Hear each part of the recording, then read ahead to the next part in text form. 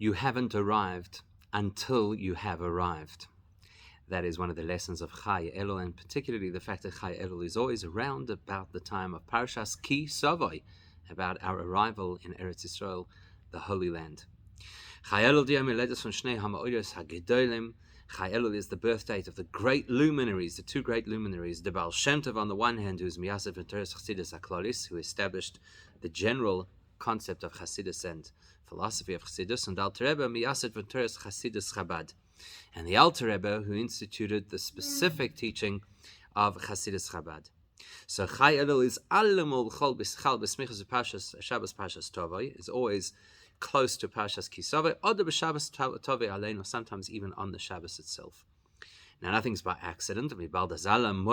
Since every special date on the calendar, which is from Loshen Miyu'od, it's also related to the word something which is designated as man mitas speziellen Inhalt, a time with a special content. So alle Moyade Hashanah sein merumas in die Parshas HaTorah was very gelehnt in die Zmanim in welches sie seinen Chal. Seeing as every special date on the calendar is alluded to and represented by the parashas that we read around about that time, so we must conclude as in Parshas Tovoi is merumas euch der Teichen von Chai Elul, that in the parasha of Ki Savo you will find the theme and the message and what the energy of Chai Elul is all about. Particularly because we do consider Chai Elul not just to be a designated date on the calendar, but a full-blown Yom Tov. So the Namen von unser Sedra, the name of our parasha, was in is angedeit kiadur de Teichen von der ganze Sedra, as we well know, the name of the parasha encapsulates within it the real essence of the theme of what the parasha is all about, is Savoi, or Ki Savoi, when you will come into the land of Eretz Yisrael. And the Taich von Tovoi ala Oretz, the meaning of entering the land of Israel, means is la'achar Yerusha v'yeshiva, after they inherited the entire land, which obviously included removing the nations who were there prior, and settling the land through the processes of dividing up the land using the different lotteries, and then people actually taking their allocated areas. Und nicht nur in unser Parasha, where the pasuk is meforet v'yorashte v'yoshavta ba. That expression Ki Savo doesn't only apply to our parasha, but the Torah says very clearly that it's talking about v'yorashte, you'll inherit the land, v'yoshavta ba, and you'll settle there. Not v'chazal zogen, but rather it is, as the Gemara tells us, as metum v'eshteit Ki Savo v'chayotze. Was there any place in the Torah where it uses that expression, when you will come into the land, or something similar? Meintes la'achar Yerusha v'yeshiva. The definition of arriving in the land is you've inherited the entire place and everybody is settled. So seeing as that's how you interpret the phrase Ki Savo everywhere that it appears, is verstandig, we can understand as Hagam lent us up from them was Porat lecho hakosef be'echad mehen lacha Yerusha v'yeshiva. It's an extrapolation, as the Gemara Kiddushin tells us, that because the Torah in one place here tells us that Ki Savo means after you've inherited and after you have settled, but likta sabe and dem teichen from word Tovei gufa, the reality is that now becomes the meaning of this word Tovei. When we talk about arriving in the land, that is the meaning, complete settlement in the land, not just crossing over the border. Nochmer, not only that, and this is where it gets very important, Yerusha v'yeshiva, the concept of inheriting and settling in the land, make nit the Yerusha v'yeshiva von dem Yochid. It's not a personal thing. When I, the individual, get my allocation of land, then we've achieved Ki Savo.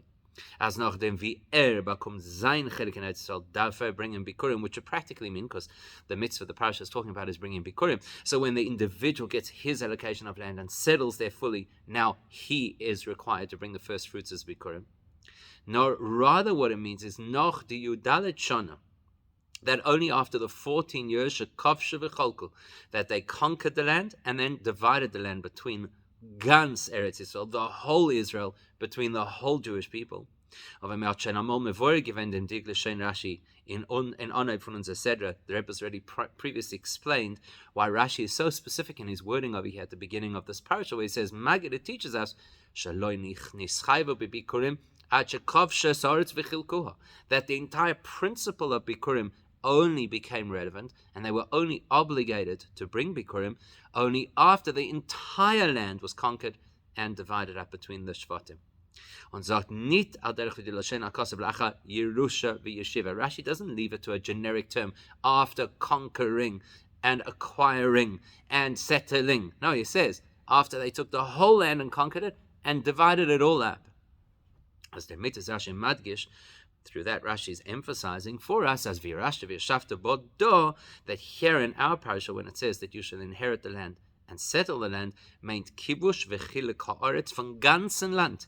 It means specifically after the entire Eretz Yisrael is taken by the Jewish people and divided between the community, Vasat Ginum and Yudalet Shana, which took 14 years.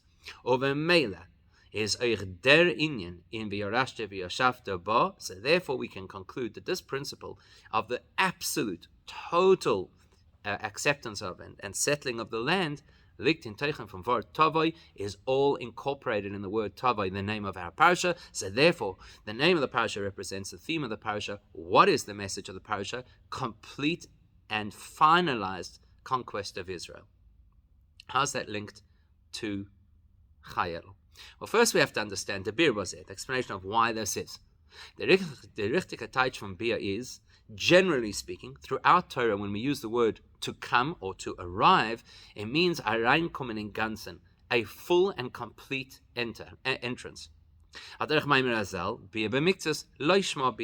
for example, the Gemara tells us that to enter something partly is not to enter at all.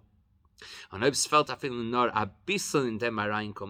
scenarios in halacha where even if one little bit is left out of the entrance, it's not truly considered entering. And a great example that we can all relate to is that in order for a person to immerse in water to become pure, which is tefillah, going to a mikveh, every last hair of the person has to go under the water. If even one hair remains above the water's surface, it's not considered bias maim, right? But the pasuk says you have to enter the water, you haven't entered the water. So that's why the word Tavai has to mean after the complete conquest and settling of Israel. Because it's only after that happens that we could say the Jewish people are truly and completely in the land. In a way that is permanent and settled. Nochmer, even more than that, mitzad achdus von Eden, when you consider that every one of us as Jewish people, we're all linked, we're all united, we're all one big family, one big unit. It's called man is nicht gewend die Sashus von alle Eden. If it hasn't yet reached the point where the whole Jewish nation is settled in the land, at least was darfen sein dort in Eretz Yisrael, they have to be in Eretz Yisrael. So if they're not all there yet, then felt euch in dem Tove von jeder Eden, then even the person who's quite settled in their home and has their farm and is doing their things and is ready to bring Bikurim, they're actually not considered yet to be settled in the land.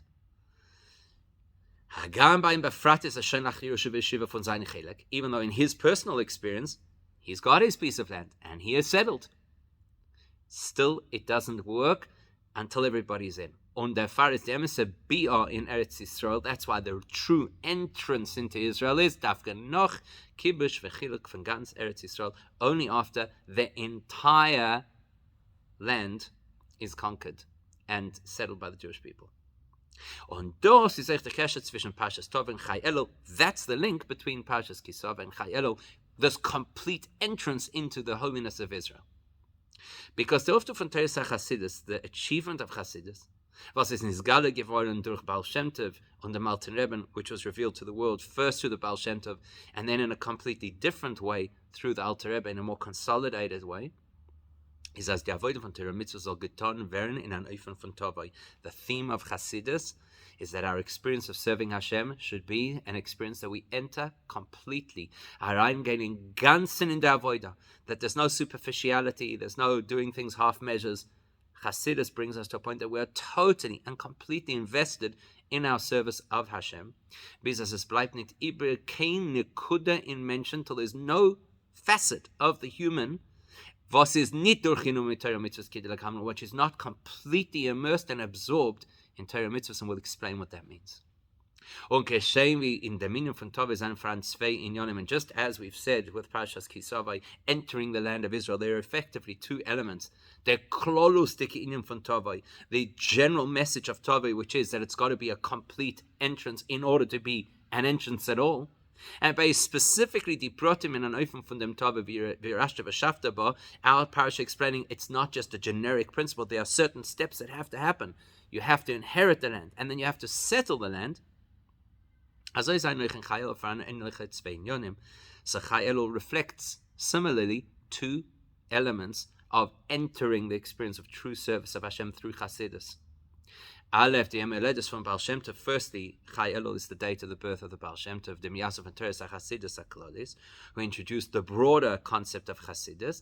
And then based the Emeledus from the Alter Rebbe, subsequently it's also the birth date of the Alter Rebbe, the Yasef and Teres Chassidus Chabad, who introduced the unique approach of Chassidus Chabad. Was der Chelek zwischen sie is, the distinction between general Chassidus and Chabad Chassidus is, Kepiskam Chakmech Admor, as the Frierdiker Rebbe would say, as the Baal Shem Tov what bewiesen wie men darf dienen dem Eibishter. That the Baal Shem Tov illustrated to us what is the correct and appropriate way that we should serve Hashem. Was das ist bedugma zu minyan kloli von Tovai, which is similar to the general principle of entering Eretz Yisrael. Und Alter Rebbe hat bewiesen wie kann men seinen Oved Havaya. And the Alter Rebbe showed not only what we should achieve, but how we can achieve it, how we can truly be a servant of Hashem. Das heißt, wir are zu bringen das bepoyal, which means to translate all of the concepts into the most practical application. And one of the main innovations of Chassidus Chabad is to drill down into details, not just to have an overarching, enthusiastic Judaism with a strong emunah in Hashem. And that is similar to the idea that you have to conquer the land, inherit the land, and then settle the land, which we'll discuss. So, wenn man das verstehen, to understand the distinction between the two forms of Chassidus, we have to first introduce a concept we're very familiar with, which is, as the Gili von Teres Chassidus is Achana to be a Mashiach. We know that the idea of Chassidus entering the world and becoming available to the world is intended to prepare us and the world to be ready for Mashiach. Obviously, Zedut Enfer from Mashiach and Baal Shem Tov. We all know the response that Mashiach gave to the Baal Shem Tov, that Baal Shem Tov wanted to know, when are you coming? That when your wellspring spread to the furthest reaches of the world, or of the spiritual reality of the world, is Osimar, then Mashiach will come. So, steht in Sifrei Kabbalah, it says in Kabbalah, as bis bias Mashiach sein alle Giluim in Welt nur von Chitzonius Atik. Now, this is a very Kabbalistic concept, at least it sounds that way. But effectively, what Kabbalah teaches us is that until Mashiach comes, whatever godliness is experienced or revealed in the world is only from the superficial dimension of Atik. Atik is the highest level that we speak about. It's beyond the structure of what's called Seder Hishtalshlus, the 10 energies that power our world. It is the deeper dimension of what is called Keser, which is the motivator that causes all of creation to happen, and all of the hierarchy of the spiritual realms that precede creation to happen. So that's called Atik. It's the highest dimension we speak of in most conversations around divine revelation. So till Mashiach comes, we can access Atik, but only the superficial dimension of Atik. And the great shift that's going to happen when Mashiach comes is that we'll then have access to, and we'll have the revelation of, the deepest level of Atik, of Hashem's supernal will and pleasure and drive that forced creation, or that caused creation in the first place. What's relevant for our conversation is the distinction between Chitzonius, the outer expression of Atik, and Pnimius, the inner expression of Atik. That's what we're going to focus on. Seeing as we know that whenever you prepare for something, needless to say, the preparation must be along similar lines to what the goal of the preparation is. So you don't freeze the cholent in order to have cholent on Shabbos. The preparation has to be similar to the result that you want to get. So Daf Menzogen, we can therefore explain as the Ufto von Chassidus is in from Pnimius in Avodah Sa'odam B'Torah Mitzvahs. That Chassidus must therefore relate to the inner, deeper dimension of what drives our service of Hashem. Service of Hashem is connected to Hashem's will. We're doing what Hashem wants, and not just what Hashem wants, but what generates so-called pleasure for Hashem, which is represented by Atik, the deeper level of Hashem's supernal will. Generally, Torah mitzvahs speaks to the revealed, accessible dimension of what Hashem's will is, and Chassidus wants to take us to the pnimius, so therefore must take us to the deeper dimension of what it means to do a mitzvah and to learn Torah. On therefore is Chassidus mamshach de pnimius von elikos pnimius atik, because Chassidus speaks the language of getting to the deeper inner reality of Torah mitzvahs. Therefore, it unlocks for us the deeper and inner reality of Hashem's highest level of revelation.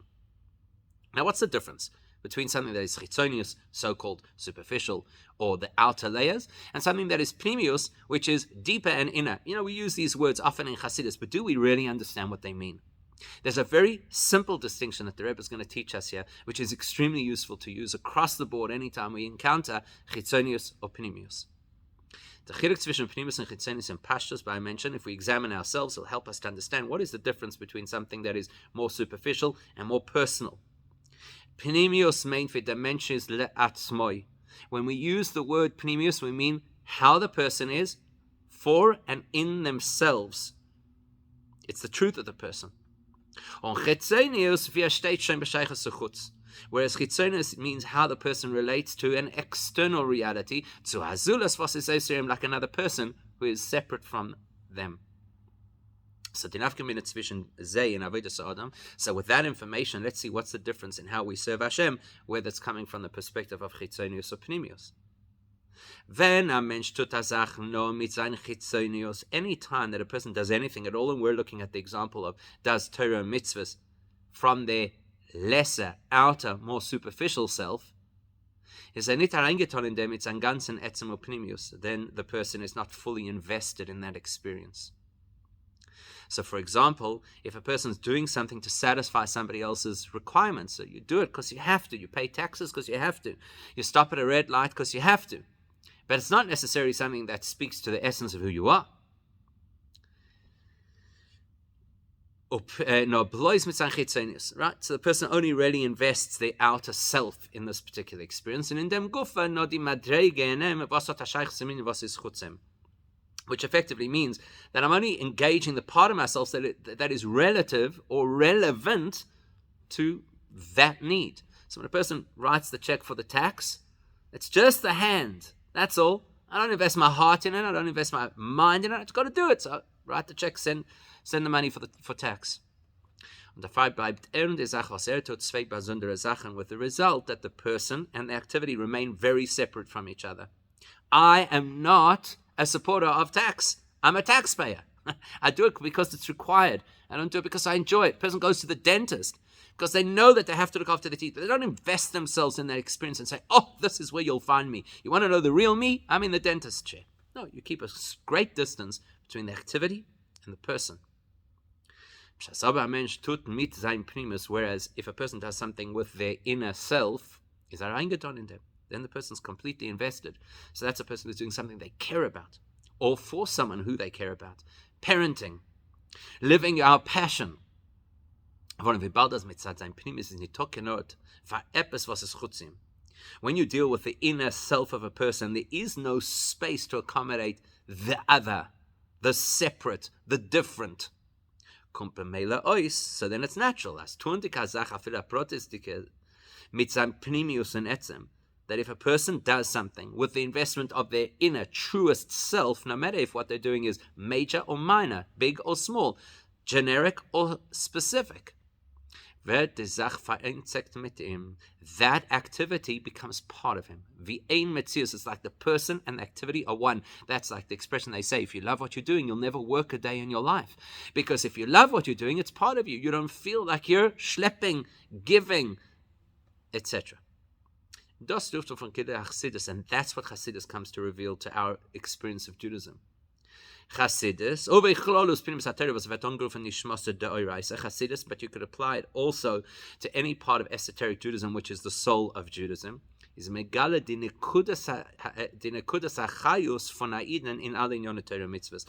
goal of Chassidus, or any part of Pnimis HaTorah, is to awaken and expose the real deep-seated energy, enthusiasm, and passion that every one of us as Jewish people has for these things called Torah and mitzvahs.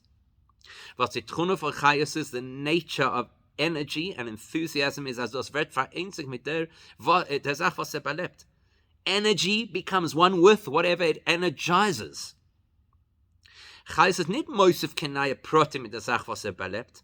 If you have energy, it doesn't add another feature, another limb, another organ, another cell. In our guf chai zanim for a merei vorim v'in our guf mes. So, for example, a living body doesn't have more pieces than, God forbid, a dead body. Chayus befeual is nicht kein besondere Sach von dem, was belebt. The life of something can never be separated from the something that it gives life to. Das ist die Neshama von dem Guf von dem Belebt, and it is the soul of the body, and the Nekuda von Guf is a lebendige Nekuda, as a result of which, once that soul is in the body, every part of the body is alive. When the soul is in my Torah mitzvahs, every mitzvah is alive. And the time of them is, the reason is, weil Chayus is the Neshama Pnimius for mention, because life and energy is the soul. It's the inner me. It's the truest me. Und erfahren an Ort, wo Chayus kommt on. So wherever energy goes to, nimmt das durch den Ort in Ganzen. It completely overtakes the place. This is not an abstract concept. We see it. You could see it. Any person who is energetic about something, the whole place turns around. The whole process is smoother. It's more excited. There aren't those barriers and impediments along the way. Das Duft von Chassidus in the meaning von Torah mitzvahs. That's the achievement of Chassidus when plugged into Torah mitzvahs. Der Limedat Torah Kima mitzvahs can sein in an Öfen, as der Eid und die Torah mitzvahs seien wie zwei Sachen. It is possible, and unfortunately does happen, without Chassidus, that the person who does the mitzvah or studies the Torah is very separate and distinct from the mitzvah that they do in the Torah that they learn. That's the person who says, I learn this, but I don't necessarily behave that way. Because it's beautiful in theory, and I love to give a pilpul about it, but it hasn't become mine. Even when it comes to learning Torah, even though Torah achieves, as Alter Rebbe tells us in Tanya, it creates a union that is unparalleled in any other sphere of existence, even in the spiritual realms. To become absolutely one with Torah. And that happens when you're learning Gemara, Shulchan Aruch, Halacha, whatever it is. You become absolutely one with Hashem, who is Noisen HaTorah.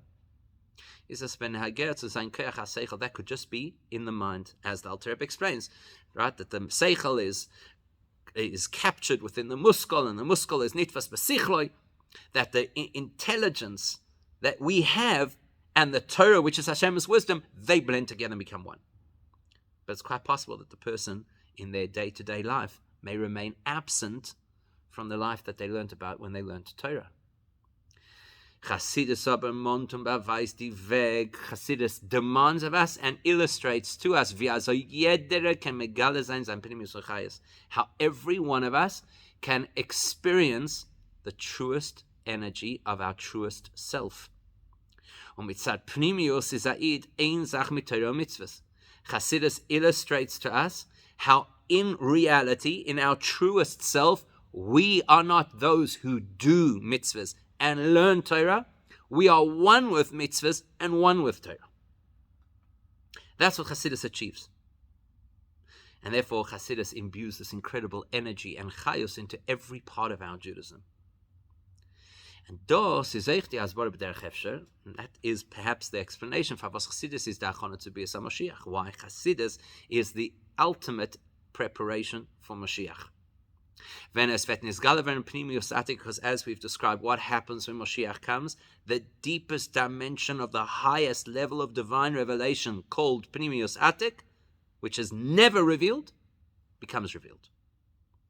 Alle Madregas von Ishtalshlus, every other level in the spiritual hierarchy that the Eibishter uses in order to manifest the world, bis chitzonius atik, all the way to the next highest level, the outer dimension of atik, which is the highest realm, given an art from was is chutz von atzmus, all allow the possibility of an alternative.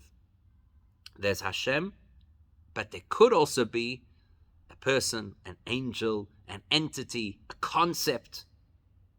On the Rebbe, therefore, even when you reveal those super great spiritual energies into this world, as has happened throughout our history, it doesn't totally negate the possibility that the world could bounce back and say, okay, we heard your story, that was an amazing miracle, now we're going back to our golden calf, or to our misbehavior, or to our ignoring of Hashem. Pnimius Atik. What's going to shift when Mashiach comes, when we have the experience of the revelation of the deepest inner truth of Hashem's highest dimension of so-called revelation, the etzem von Elikus actually means that we'll experience Hashem's essence. Vos mitzad im is nitoken od faypes vos is chutzim. From the perspective of Hashem's essence, which is absolute truth with capital T, there is no space for any other, any alternative. Certainly no obstruction. Und der Pfarrer, wenn Pnimius Atik wird nisgale in Oilamos. So then when Hashem exposes that tremendous experience of Pnimius Atik into all the other worlds, is es in an Eufen as Welt bemetzius mit Elikus Frank Vayochelein Zach. Then suddenly you discover there's no world and God, me who serves Hashem, things I use in order to serve Hashem, but at other times may use for personal benefit. It all just becomes one reality. There's ein oid milvada. There's nothing else besides Hashem. And Chassidus is the training for that and the teaching for that, because that's what Chassidus teaches us, that we're absolutely one with Hashem. In the Chayus Ha'adam, now seeing as we're describing Chassidus as the life force inside a system, the system of Yiddishkeit. So let's examine the life force of a human being, which is the neshama, versus sich mespashet in guf, which of course the life force spreads through the entire world, the entire body. There are also two elements, two levels, two experiences. There is the general life force that keeps the general body alive, which effectively motors and propels all of the limbs of the body equally. And the fact that the hand is alive is no different from the fact that the leg is alive. The human is living. We don't grade the human and say, okay, now the human being is living, so does that also apply to the legs? Yes, it does. The fact that the human being is alive means the entire human being is alive with one equal life force. But then, you can get more specific and say, there is a unique version of the life force, which is calibrated for each part of the body to service what it needs to do. So the fact that I can move my hand like this means that the chayos in my hand is a much more dexterous chayos, a much more complex chayos than the chayos in my foot. That can't, for example, be used to write or to drive a car. In fact, when you're looking from this perspective and you're calibrating the unique chayos of each part of the body, then the heel, all the way down at the bottom, is called the Malach HaMoves. Because you can barely even see that there's any life force in there at all. You can take that heel and you can walk around on all kinds of things, and it manages. So two kinds of life force. There's the overall life versus the opposite. And then there's the specific, what kind of life force does this part of the body need in order to fulfill its function? So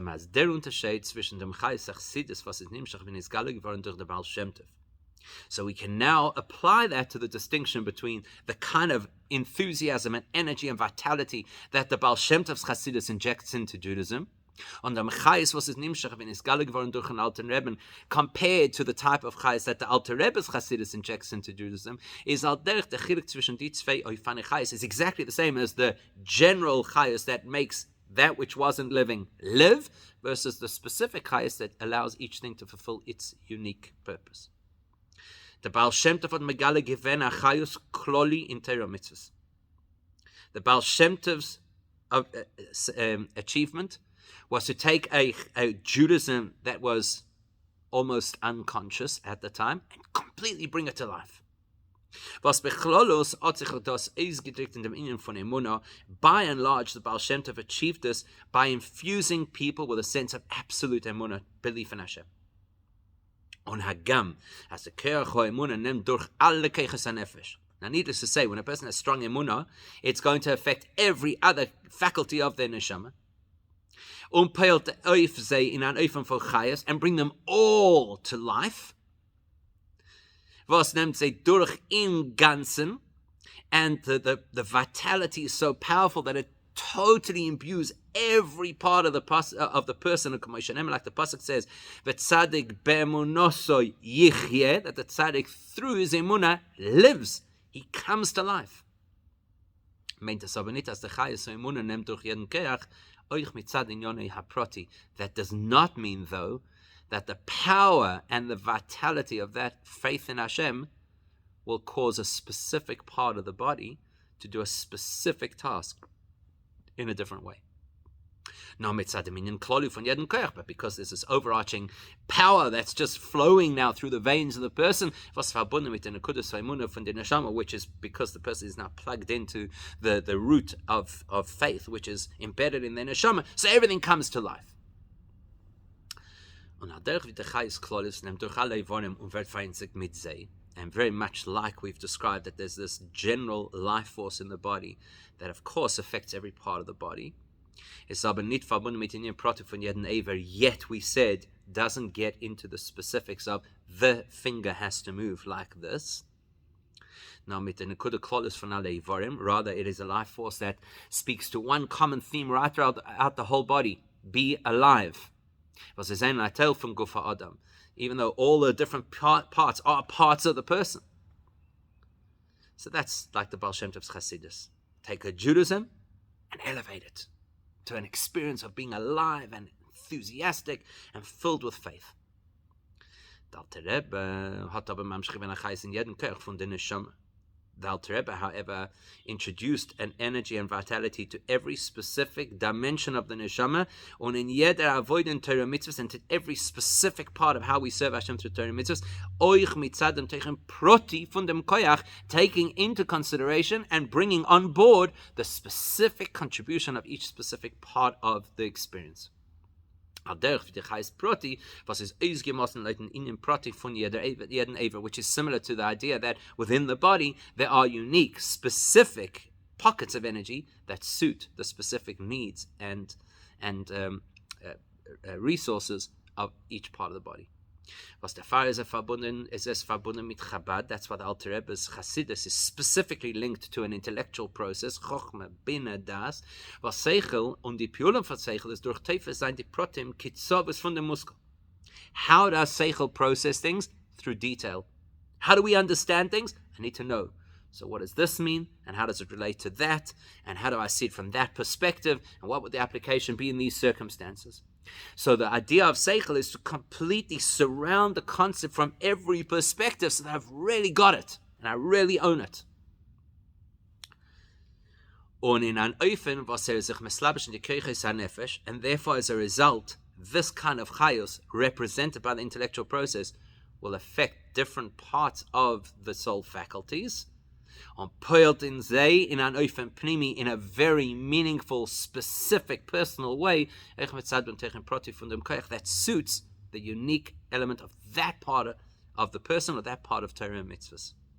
So the Baal Shem Tov gave an injection of life into Torah, and the Alter Rebbe gives an injection of life into each specific element of each specific mitzvah and every part of Torah that we learn. Now, you would imagine that if I have a vitality that can relate to the specifics of every part of the body, it sounds a lot more focused and therefore a lot more limited and therefore lower than the general chayes that takes something that wasn't living and brings it to life. The first reason you would think it's more limited is because it is limited. Because it is a chayes that is suited for this finger. And the chayes that's suited to the tongue, and the chayes that's suited to the eyes. Second of all, is the bittul for neighbor zum chayes nit azati for bittul. Also, you wouldn't imagine that the degree to which the particular part of the body has to, so to speak, surrender itself to the energy within it, you'd think is a lot less. Because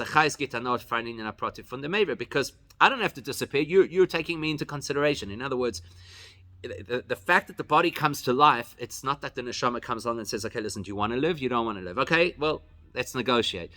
The neshama comes into the body switches on, comes alive. The body doesn't really have a view, and the body is completely bottled, because take out that life and it's going to disappear. Whereas, when you're talking about the specific calibration of energy that's going to operate the movement of a finger, well, the finger says, I'm obviously important, because look, you had to calibrate a specific type of energy for me. So if I'm that important and I count, you can't be that great, because I play a role in your world. Still, there's still an advantage to this very specific kind of chayas over the very generic kind of chayas, to the extent that it's actually like some major innovation that the chayas of coming to life doesn't even have. The very fact that the overarching life of the body is not tethered to a specific part of the body tells us that it's not yet the ultimate expression of life. How do I know? Because it doesn't give life to that specific task. It just gives life in the general sense. And the ultimate experience of vitality must speak to each thing in a way that empowers each thing to achieve its purpose. It's specifically when you reach that point that you have the unique chayus that speaks to that part of the body to give it the opportunity to fulfill its objectives. Which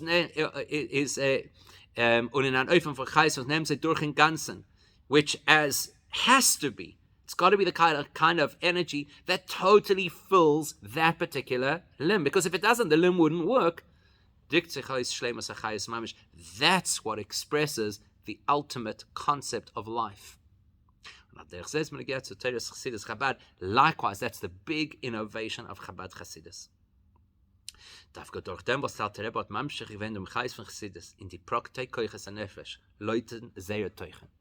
fact that the Alter Rebbe was able to take this massive innovation of Chassidus that literally switched the lights on for the entire Jewish world and could focus it into very specific parts of our Jewish experience, that's what allows the Baal Shem Tov's Chassidus to manifest properly, fully. Because as we said, when does the neshama really play its part? When it translates into the specific chayas that can run every part of the body uniquely. When does Chassidus really play its part? When it translates into the very specifics of every dimension of my Judaism uniquely. That's the link between Chai Elul and why we read it specifically in Parshas Kisavai, because as we said right at the beginning, what is Kisavai? The Chais Kloli von Teres Chassidus HaKlolis, the generalized Chassidus and the energy that it brings to the world, is Nirmas in Dominion von Tovai, is represented by the word Tovai, was men kan al Siv Gimel Arayin Kumen in Ganzen, which as we explained means you haven't entered until you have entered completely and fully. Which means to enter in their avodah von Torah mitzvahs. That Chassidus gets a person to be enthusiastic and passionate and therefore completely invested in Torah mitzvahs. What also mitzad the nekudas hachayis was Chassidus git arayin in the avodah von Torah mitzvahs. That would be the result of the overall energy and vitality that Chassidus plugs into the Jewish experience. But you can't stop there. Then we've got to translate that incredible enthusiasm into specifics. What does this mean for how I understand Torah? How will I express that passion in this particular mitzvah in a way that is unique from that particular mitzvah? That's what it means to settle the land. It means to take the energy of Chassidus and make it completely embedded and settled in the prote koiches hanefesh, into every single facet of the neshama. And you can only achieve that through learning Chassidus Chabad, through which not only do we have but the mayonos are in a very tangible, relatable, a way that we can appreciate, which brings Osimar, which brings Mashiach immediately.